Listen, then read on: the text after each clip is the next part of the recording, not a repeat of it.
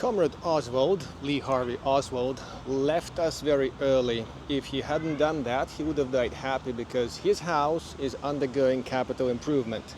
This may or may sound like a joke, but for the people who have been waiting for capital improvement, unable to do their things inside, retile their bathroom and stuff, it's a big thing. It's a landmark event, especially if they are elderly people. And why is the capital improvement so important? We'll talk about it today as we're going through another round of selecting. Remote selection of properties, ground check of the properties, 2 Stalin Empire flats in the area next to Victory Square and Gorky Park. Capital improvement, by the sound of it, is pretty capital, although these days it's a lottery. Chronologically, it occurs every 25 years, but that dates back to the years of the Soviet Empire that built these buildings, and now, of course, it's not that frequent. Now, it's also a lottery about what they actually do. Do they replace all the wiring, heating, plumbing and stuff, or do they just do it partially? Anyone who has been to a modern apartment with heating, windows, rooms, gas pipe in there, plumbing in there, can imagine that it doesn't get replaced, by dissolving it or something like this. It gets physically removed, most of it or some of it, depending on the generosity of the state. And some of these buildings in the center here get through pretty capital treatment during the capital improvement. This fellow here with the marriage office is lucky. The job is almost complete and the scaffolding is down now, so these guys will be back to their Italian tiles and other things that have been hopefully just scratched during the inside works. The people abandoned the building for the works period, and they redo their renovations finally. A client of mine who bought a little place next to the Vasilki in the center was kind of shocked when the agent from a real estate agency, a certified thing and everything, told him he may just decide whether or not he wants these guys inside his apartment or not. During the capital improvement, he can close the door and call it the deal until they're done. And this way, his otherwise renovated apartment will not be affected by this. But according to the law, no, he can't just close the door. He has to open the whole thing, give them the keys, and they will replace the heaters, the windows, the gas pipeline and other things, and the plumbing in the toilet, the main duct, and other things. So it was really a capital trouble. It got done, and then the fully renovated apartment had to be renovated again. So one of the key factors we have to consider when we're doing the ground check of an apartment, which any adult person with some brain can do, is whether the capital improvement is coming, or it has just taken place, or it may never take place because it occurred, say, 10 years back. The first candidate is located near the Opera Theatre, which is a handy location if you're wanting a quiet, educated, retired life over here in central Minsk with some unpretentious entertainments once in a while.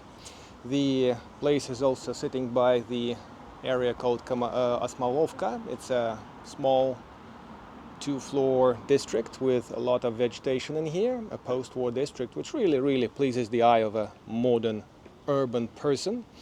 And this building here is the so-called Stalin Empire flat. That's a colloquial term, the scientific term is different, and both apartments we're seeing today are on the first floor. They are normally pretty high floors, meaning they're not exactly sitting on the ground. So let's see what it looks like in the courtyard.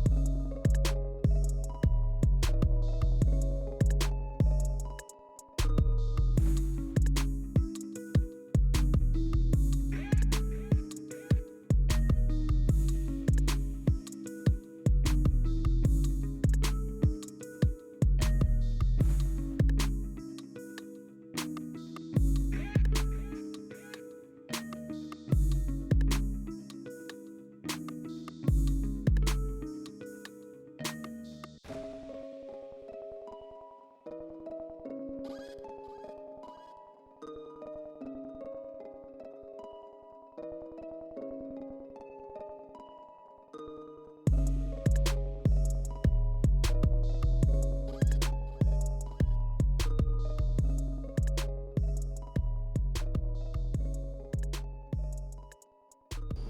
building over here, they tell me, was capitally renovated in the early 2000s, so there's not capital improvement coming. The interior, we might conclude, is, well, it's inhabited, it's been used for a while, so to speak, has quite a bit of a mileage. And let's see if the second spot is better. Otherwise, area is green, calm, nice. There is a school in the courtyard, which retired people don't necessarily need, but should they want to sell it, it makes a pretty attractive bargain. Generally, it's a nice place. Perhaps negotiation of the price is not impossible. Let's see the second place by the circus.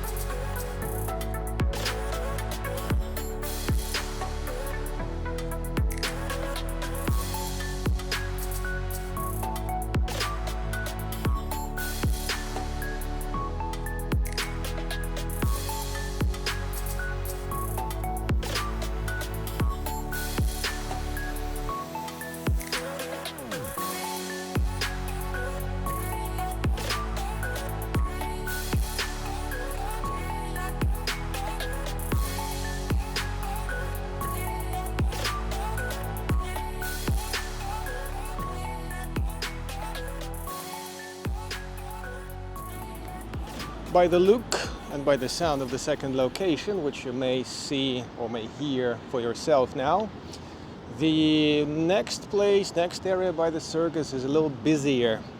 The courtyard view is from most of the windows. That's a corner flat, so one of the windows overlooks the next door street to the busy street, which is behind me, and is not really gonna make any disturbing sound. Stalin flats are known for their pretty thick walls. They had pretty good builders, and the standards back then were a bit better, higher than today, and they were built not for average people, let's say.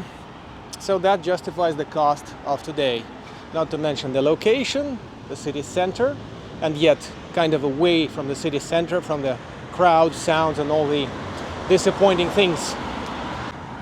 Well, ironically, instead of a theater, there's a circus here, where I guess my retired people will not be going too often, but who knows. And both parks, including Gorky Park, are a step away. The riverside for walks, the grocery store, a little supermarket tucked away just across the street. And nobody canceled deliveries yet, so this may be just a trouble solver for shopping.